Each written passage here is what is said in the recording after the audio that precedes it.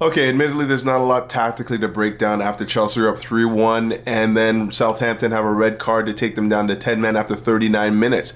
But there are some interesting discussion points that we have to engage on at this moment in time as Chelsea travel to Southampton and come away with a 5-1 win. Let's get into it. And blue is the colour.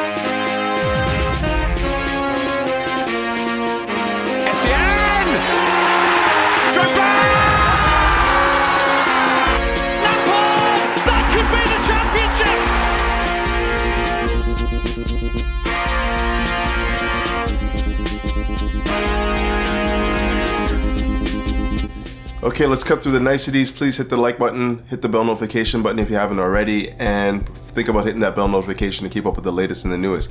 Like I said in my opener, we're not going to be focusing on the tactics from that Southampton game, but the bigger questions that have come out of that result. Chelsea winning 5-1 emphatically, obviously a 10-man Southampton were just no match for Chelsea.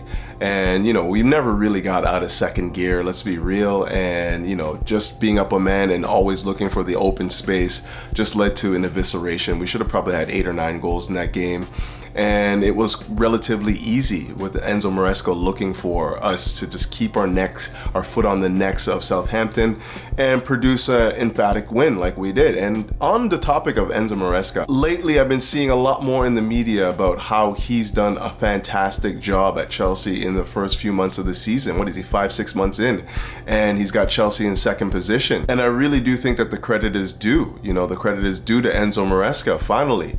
Obviously, when Chelsea are winning, the plaudits usually go to our most gifted players, the likes of Cole Palmer, the likes of Jackson, the likes of Enzo, Caicedo, obviously. All of these guys tend to get the plaudits when Chelsea are playing well. And it's only now that Chelsea are finding a level of consistency that we're seeing that Enzo Maresca is also deserving of some of that credit as well. And man, I'm telling you, the difficulty of the job that he was handed is not understated here. I really do understand that the task was immense. A ton of young players, like the youngest team in the Premier League, one of the youngest teams in Europe, obviously coming off an injury-plagued season, trying to fit guys back in that have been out of shape, haven't been playing a lot, and then also bringing in a whole new host of players that have come in and helped us, sort of like solidify this team. I'm talking about the likes of Sancho, Felix, Tosin coming in as well, a whole host of others as well. And putting that all together, first of all, taking on the responsibility of saying, you're with us, you're not with us, and finding a way to make it all work. He's made tough decisions the entire time. I mean, nobody in their right mind would have thought that Jackson would have been leading the line for Chelsea coming out of last season. I think he had a fantastic season. That goes without saying. Obviously, 14 goals, none of them penalties.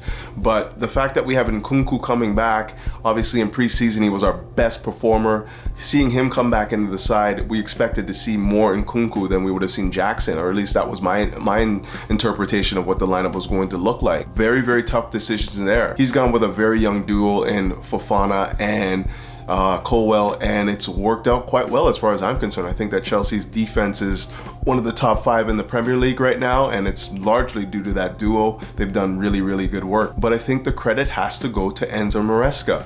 Not only has he solidified this unit, giving them a play style that is recognizable and understandable, his communication is obviously very, very good because you see people come into the game and understand exactly what's being asked of them. He's obviously exalted the strengths of the side and obviously mitigated some of the weaknesses with his shapes and whatnot, and he's always thinking about varying his style of play for the opponent, which is something that I really value in managers. Somebody that recognizes where our strengths lies and then always has a game plan to mitigate what the opponent wants to do well. He has to be given all the plaudits, all the flowers for the work that he's done with this very, very young side to get them to buy in, first of all, not lose the room, have everyone pulling in the same direction, and of course, adopting a style of football that is very attractive, scoring lots of goal, and also, defending quite well as well. With that said, I have to say, we have to ask ourselves these tough questions now. Chelsea have a deep squad. They have a big squad. Obviously, it's an attacking squad. It's a bunch of players that have been brought in to do what they have been doing the last little while, scoring lots of goals. I think we're second or first in goals scored in the Premier League, and we're about 4th, 5th, or 6th, somewhere in there as far as like our defensive record in keeping goals out. So the question has to be asked now, and I'm not shying away from it. Are Chelsea in a title fight? Are Chelsea contending for the Premier League title? And if you ask me, I'm going to say yes. And it's not something that I'm scared to put out there. Like, I really feel like this team, though being young and inexperienced, are in a title fight right now. We're 7 points off of Liverpool, second place in the Premier League. You know, we have a whole host of matches where we can continue to build confidence and, you know, find our form and continue on this form, find some more consistency. And if we do that, there's just no question in my mind that this team is in a title fight. As is right now, I don't know what the difference is between, you know, people are saying, well, we don't want to put pressure on this team. You know, it's a very young team. We came into the season with a different set of expectations, and there's no reason to change that now after 14, 15 games. You know, I've seen something completely different. I think that, first of all, when you're battling for top four like Chelsea were meant to be doing at the beginning of the year, doesn't change the pressure that's on the game. Game to game, there's an immense amount of pressure on this team. Whether you're fighting for a title or you're fighting for a top four, or you're fighting for 3 points on the pitch, it's the same amount of pressure at Chelsea. Like, if we lose on the weekend to Tottenham, it's going to be all hell to pay. So it's not about, like, you know, putting more additional pressure on this team. I know that my expectations are realistic. I understand that we're not necessarily a complete side that is ready to win the title. But when you're asking me if we can challenge, you can't tell me we can't right now. Like, if things continue to go as they are right now, and I expect them to because we have a deep enough squad, we can absorb injuries and bring people in and take people out and continue to rotate the squad, keep people fresh, you know, and we have a manager that is obviously communicating his ideas very well. We have people that are scoring goals. We have Cole Palmer, we have Nkunku, we have obviously Madueke, who scored one the other day against Southampton, Jackson. Like, we're getting enough goals. The question what many people have, which will, you know, the chickens may come to roost, is, do we have the defensive solidity to maintain a title challenge? Can we trust Sanchez in goal? Is that young duo that I spoke of, Fofana and Colwell, you know, going to be strong and cohesive enough to maintain and sustain a title challenge? All these things need to be answered, obviously, but as of right now, in this moment in time, you cannot convince me that Chelsea are not in a title fight. You just can't. Whether or not you think we're going to win the title is one thing, but the fact that we are in this race right now at this moment in time is something we should be embracing when you think about what we've been doing the last few years especially. Like, this is something that we should be embracing, the pressure to want to win match after match after match after match. And to be honest with you guys, this is a desirable position to be in, because nobody expected Chelsea, who finished 12th 2 years ago, 6th last year, with a new manager this year coming in from the Championship, to be contending a whole host of players, trying to whittle down the squad, trying to find the best 11. You know, all of these things, new players coming in, you know, players coming back from injury. Nobody expected Chelsea to challenge. Some people don't even have Chelsea challenging for the top four. And here we are. So there's no additional pressure that is being put on this squad at this point in time. We're carefree. We're embodying our motto as being carefree as fuck right now. I don't care. You know, I don't care. Like, whether or not we win the title this year is not really what I'm hitching my wagon to.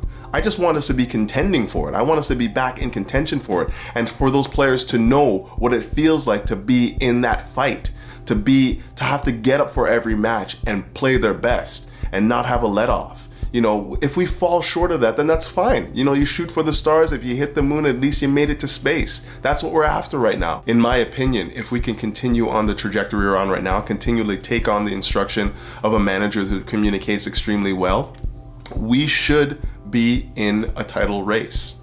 Now, oddly enough, I can come back to you again on Monday after the Spurs game and have a completely different story to tell you. Not that I don't think that we'd be in the title race, but we could be easily 10 points behind Liverpool at this point.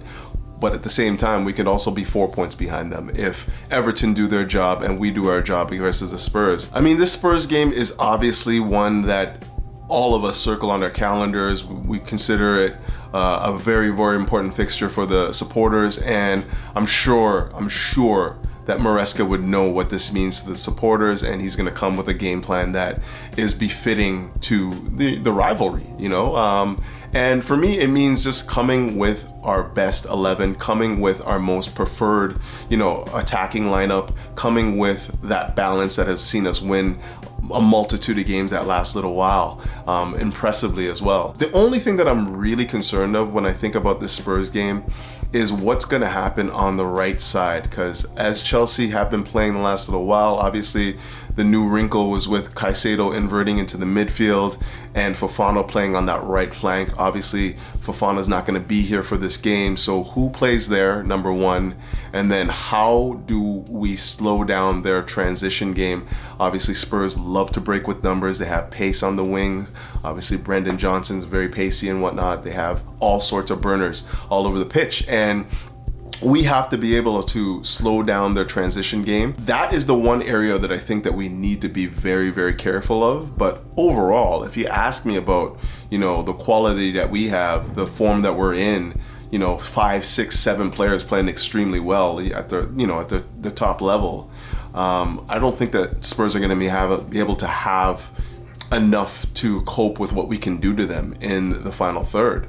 And, they have a whole host of injuries as well. They lost Ben Davies today. I watched them against Bournemouth, and Bournemouth could have easily won that game 3-4-0. I mean, it's not an indication of what this game is going to be like at the weekend, because we all know that Spurs usually turn up for the bigger games, and, the smaller teams, they just don't really have the appetite for it seems like. They have a whole host of injuries with their defenders, and if we get Jackson pressing them effectively, pressing their back line, they have Forrester back there in net, who's not exactly the best distributor of the ball, as was evidenced against Bournemouth. They have an unfamiliar defensive pairing in there as well. That Dragishin guy is not very good. They're not very pacey. There's all sorts of places where Chelsea can exploit this team, and I expect them to do that. But on the other side, we do have to be cognizant of what they can do. They love to break with numbers. They have about 4, 5s, and 6s that attack the box regularly, which leaves them exposed at the other end. But regardless of that, if you're coming with those types of numbers, and we have, a back pairing that's not very familiar. If you even look at like Badiashile and Colwell playing together, 2 left-footers in the back line, Caicedo at right back, that's not a very familiar pairing of defenders. It could lead to some problems for us. So we have to be cognizant of that. I'm expecting Maresca to be aware and understand that where the threats are, where the danger is, and devising a game plan that will mitigate their biggest threats. But I am going to wrap it up there, and please smash the like button, hit the subscribe button, bell notification button to keep up with the latest and the newest. Share if you want as well. Please share it on your socials. And yeah, leave a comment. Let me know what you guys think. Are Chelsea in a title fight? What do you think of Maresca? For me, I want to hear from all supporters. I value everyone's opinion. I want to hear about what you think this title charge means. If it doesn't mean anything to you, if you think this is just like a false dawn, Chelsea are not quite ready to compete, let me know. I want to hear it in the comments. But we have a big game at the weekend, a massive game against the Spurs, and this is a game that could again be one of those ones where people just start talking about Chelsea a different way. After beating Villa, at the top of the week, and then, obviously Southampton, a throwaway game, and then going into, what is it, White Hart Lane, 3-point lane, the toilet bowl. I don't even know what it is anymore, but whatever it is, going in there and collecting another 3 points, that is certainly going to get people talking more, in a more meaningful way about Chelsea's ability to challenge for this title. I know where I stand right now, but I want to hear from you. But until then, keep the blue flag flying high, and up to Chelsea. Peace.